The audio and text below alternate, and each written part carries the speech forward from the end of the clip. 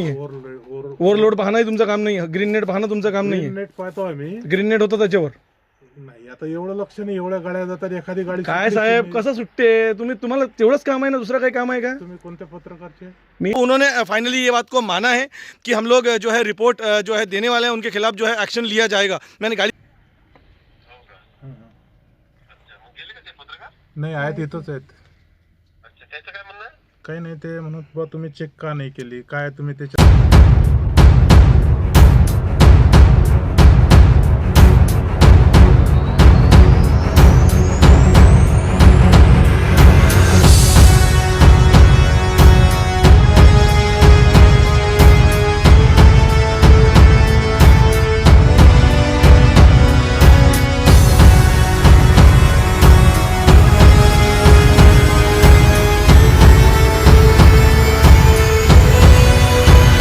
तो दोस्तों इस तरह जानते हैं कि हम लोग सिजलिंग इश्यूज़ के ऊपर हमेशा से बात करते हैं. रैंडमली हम लोग पहुंचे थे आकोट पोपड़खेड़ रोड पर. गौन खनिज का जो काला बाजारी जो हमने कई सारे हमारे रिपोर्ट्स में बताया है, इसका जीता जागता उदाहरण अभी आप आपके स्क्रीन पर देख पाएंगे. एक गाड़ी है, वो गाड़ी ओवरलोड जा रही है, उसके ऊपर ग्रीन नेट नहीं है. और यहाँ पर जो गौन खनिज तपासनी नाका है, हम यहाँ पर पहुँचे थे. यहाँ पर हिंगनगर साहब है, उन्होंने मुझे बताया कि हमने यहाँ पर पहले उसको ओके किया था. जब मैंने उनसे क्रॉस क्वेश्चंस किए तो उन्होंने बताया कि इतनी सारी चीज़ों का ख्याल हम लोग नहीं रख सकते हैं. अब उन्होंने फाइनली ये बात को माना है कि हम लोग जो है रिपोर्ट जो है देने वाले हैं, उनके खिलाफ जो है एक्शन लिया जाएगा. मैंने गाड़ी नंबर तक दिया है और सारी चीज़ें हमारी टीम ने जो है कलेक्ट की है. अब देखने वाली बात ये रहेगी कि हिंगनगर साहब अपने कार्य को किस तरीके से करते हैं, ये भी देखने का विषय रहेगा. तो इस सारे सवाल के जवाब भी तहसीलदार साहब से भी हम लेने के लिए जाएंगे कि आपने किस प्रकार के अधिकारियों को यहाँ बिठा के रखा है कि वो इतनी बड़ी चीज़ को इतनी आसानी से छोड़ रहे हैं. क्योंकि ओवरलोड थी. अगर गाड़ी का माल किसी बच्ची, किसी लड़की, किसी लेडीज़ या किसी महिला के आंख पे गिर जाता, या किसी व्यक्ति के आंख पे गिर जाता, या किसी शेतकरी या काश्तकार के आंख पे गिर जाता, तो उसका जिम्मेदार कौन होता? तो ये सारे सवालों के साथ आपको छोड़े जा रहा हूँ. आप हमारे वीडियो के साथ बने रहें. हम लोग चलते हैं तहसीलदार साहब के पास, उनसे भी बात करेंगे इस गंभीर विषय पर. पत्रकार अली सर, मला 3062 ची एंट्री पाहिजे होती. 3062 आताच पासआउट झालेले आहे. 3062 राजू, ते माहीत नाही कोण आहे ते तुम्ही ओळखता. ओके आहे का सर? ते हो बरोबर होतं सगळं काही. हो. तर स्क्रीनशॉट काढला का आपण त्याचा, जे गाडी चेक केली की नाही आपण?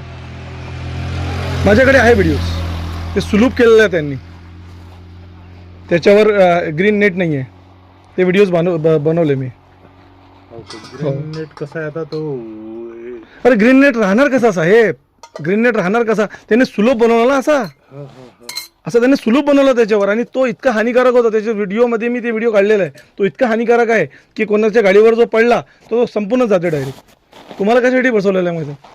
तुम्हाला कशासाठी बसवलेला आहे तो? काय नाही, ते आरटीओचं काम आहे. तुमचं काम नाही आहे. ओव्हरलोड पाहणं तुमचं काम नाही. ग्रीन नेट पाहणं तुमचं काम नाही. नेट पाहतो आम्ही. ग्रीन नेट होतं त्याच्यावर नाही आता एवढं लक्ष नाही, एवढ्या गाड्या जातात, एखादी गाडी काय साहेब कसं सुट्टे तुम्हाला तेवढंच काम आहे ना, दुसरं काही काम आहे का? तुम्ही कोणत्या पत्रकारचे? मी बडनेरा ते दाखवतो ना, आहे ना माझ्याकडे आयडिया आहे. मी असं इलिगल काम नाही करत.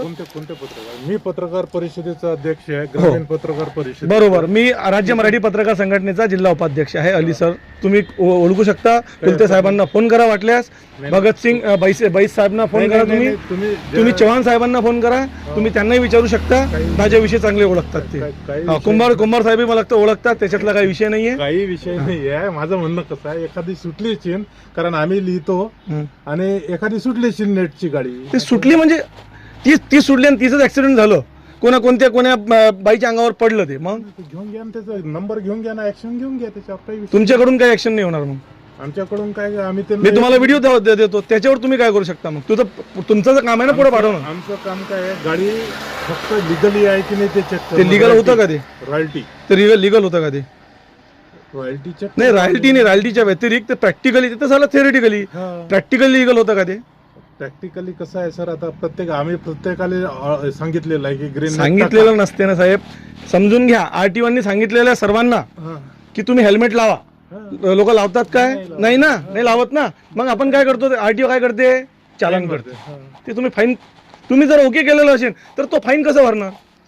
बरोबर आहे की नाही? तर मग आता तुम्ही काय करता त्याच्यावर? ठीक आहे, आम्ही रिपोर्ट देतो तहसीलदार साहेबाला.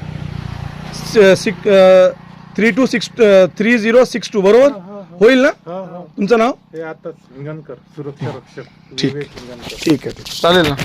ते म्हणत की तुम्ही रिपोर्ट दिला का सरांना? म्हटलं तुमच्या समोरच सांगून देतो सरळ सरळ. हा नाही, गेले ते 10-15 मिनटं झाले. नाही, नंबर चेक केला, रॉयल्टी चेक केली आपण, फक्त ते नेट आणि त्याच्यावर लक्ष नव्हतं. ओव्हरलोडवर आम्ही ते लिहून राहिलो इथं, त्याच्यावर एवढं लक्ष केलं नाही. तलाठी बेलसरे मॅडम आहेत. एक कोतवाल आहे प्रतीक्षा. नाही आहेत, इथंच आहेत. काही नाही, ते म्हणत बा तुम्ही चेक का नाही केली, काय तुम्ही त्याच्यावर ऍक्शन घेता? म्हटलं बा आम्ही तहसीलदार साहेबाला रिपोर्ट देतो. गाडी काय नंबर म्हटलं त्या गाडीचा? MH 30 BD 3062. एक मिनिट, एक मिनिट.